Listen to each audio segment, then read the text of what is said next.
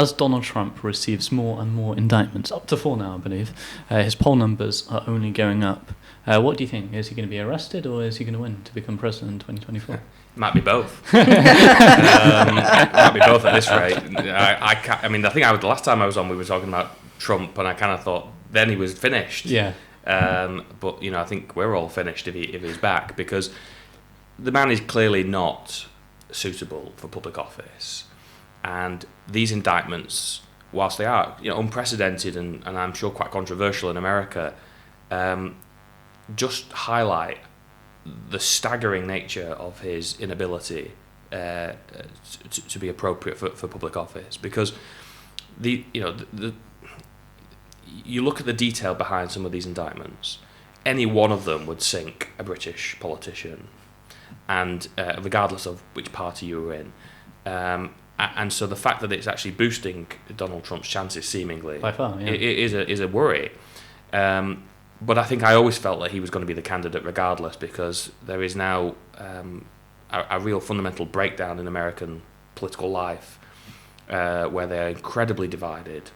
The culture war issues, the sort of the nature of the Make America Great Again, the MAGA base of Trump, who even turn on their own side. These were the people chanting to hang Mike Pence, who was the vice president to Trump for 4 years. So the idea that there is a sort of common sense approach, which you talked about earlier, to political issues in America has really gone out the window. However, I think the more that these indictments come down, the more that this detail feeds out, whether it happens before the election or not, I think it's going to still hurt Trump in a presidential election, because there will be enough people in the middle saying, why would we want to elect somebody on the precipice of being a convicted felon? Why would we want that?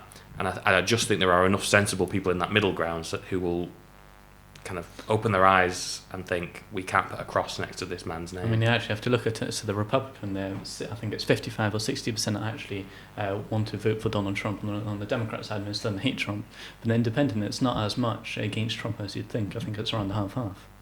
But I think there is always a nature ahead of a presidential election. You're not quite midterm, but that Biden is still governing at this point. He's not campaigning. So I think once we're into that mode of people campaigning, and it does seem like the American economy is growing back again, and if there is a continuing sense of improvement over the next year, I think Biden can rest on the fact that the economy's back to where it should be, and he's not got the baggage that Trump has. But we've been surprised before by Trump in 2016.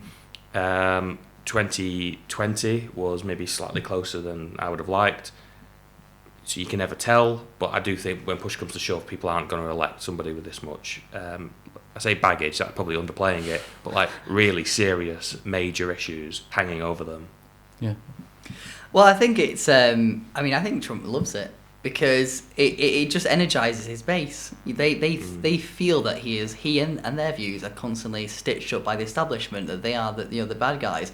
So actually having the government pursue him as they are really feeds into his narrative, and I think he really enjoys that.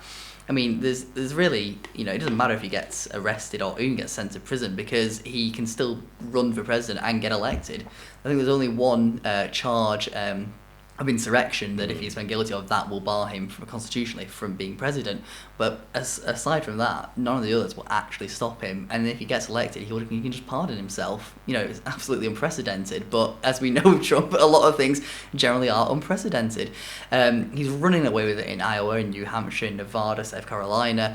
Even Ron DeSantis isn't really polling second in everywhere anymore now. Vivek, He's polling second in some places now. I think the problem that the Republicans have got, I suppose, is that they're not rallying around one other person. If everyone else dropped out and it was Ron or it was Vivek or whoever he may be, then actually they may be a serious challenge. But whilst they're all divided, you're not going to get that.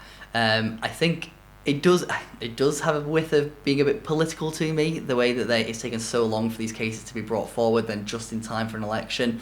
It does seem a bit political from my point of view, but as I say, I think Trump just sees that as a win-win for him, and he's more than happy to entertain that as he goes forward.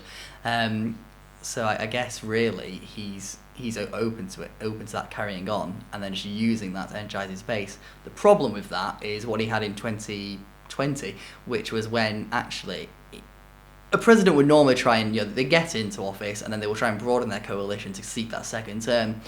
Trump's philosophy and belief was, well, as long as I just get my base energized and them, aggravated and upset with the Democrats, they'll turn out and vote for me. He didn't expand his coalition, and because of that, he lost the election, amongst perhaps other reasons.